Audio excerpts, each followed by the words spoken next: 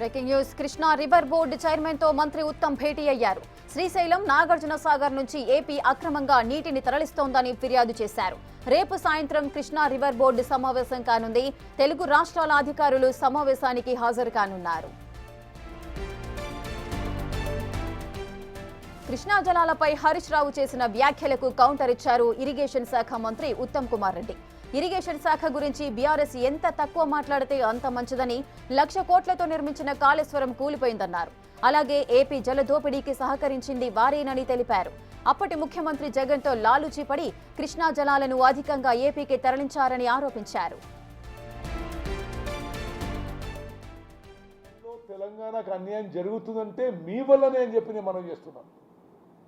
మీ వల్లనే Srisailam back water నుంచి మీరు మరి జగన్మోహన్ రెడ్డి గారితో మీరు విందులు విలాసాలు బిర్యానీలు చేసుకొని హలైబలై చేసుకొని మీరు అతన్ని పోతిరెడ్డిపాడు సామర్థ్యం పెంచనిచ్చిండ్రు, మీరు రాయలసీమ లిఫ్ట్ ఇరిగేషన్ పెంచనిచ్చిండ్రు, మీ హయాంలో ముచ్చుమరి కెపాసిటీ పెరిగింది. మీరు ఈరోజు కృష్ణానదీ జలాల్లో తెలంగాణకు అన్యాయం జరుగుతుందని మీరు కారణం. నేను కొన్ని అంకెలతో సహా వాళ్ళు చెప్పింది ఏ విధంగా మరి ఎంత దుర్మార్గంగా ఏదో బదనాం చేయడానికి మాట్లాడుతున్నారో మీకు కొన్ని ఫిగర్స్ ముందు ఇస్తా.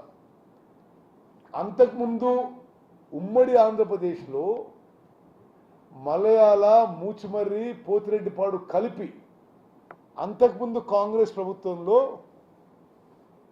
10 ఏళ్లలో 727 టీఎంసీలు అవుట్ సైడ్ శ్రీశైలం రిజర్వాయర్ నుంచి అవుట్ సైడ్ ద బేసిన్ తీసుకపోతే ఈ గొప్ప టీఆర్ఎస్ ప్రభుత్వంలో నీళ్లు నిధులు నియామకాలను స్లోగన్ మీద అధికారంలో వచ్చిన వాళ్ళ టైంలో 1,200 టీఎంసీలు తీసుకుపోయినరు. శ్రీశైలం రిజర్వాయర్ నుంచి అవుట్ సైడ్ ద బేసిన్ తీసుకుపోయినరు. ఇది మీరు చాలా జాగ్రత్త వినాలి.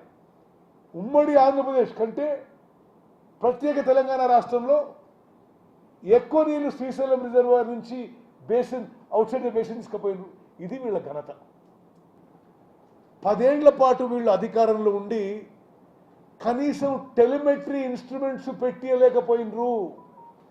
అంటే శ్రీశైలం నుంచి నాగార్జున సాగర్ నుంచి ఏ రాష్ట్రం ఎంత నీటి కేటాయింపులు చేస్తున్నది, ఎంత నీళ్ళు తీసుకుపోతుంది అని టెలిమెట్రీ ఇన్స్ట్రుమెంట్స్ పెట్టాలని మరి యాక్ట్లో ఉన్న 10 ఏళ్ల పాటు టెలిమెట్రీ ఇన్స్ట్రుమెంట్స్ పెట్టలేదు.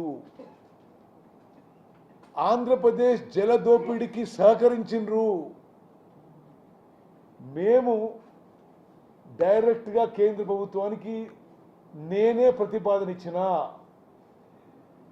ఆంధ్రప్రదేశ్ బడ్జెట్ ఇచ్చినా ఇవ్వకున్నా తెలంగాణ ప్రభుత్వం మొత్తం 10 కోట్లైనా 20 కోట్లైనా మేము ఆ బడ్జెట్ మేము భరిస్తాం. శ్రీశైలం బ్యాక్ వాటర్స్లో కానీ శ్రీశైలంలో కానీ కృష్ణానది మీద నాగార్జున దగ్గర మరి ఇమ్మీడియట్గా టెలిమెట్రీ ఇన్స్ట్రుమెంట్స్ పెట్టాలని చెప్పి మేము చేయడం జరిగింది.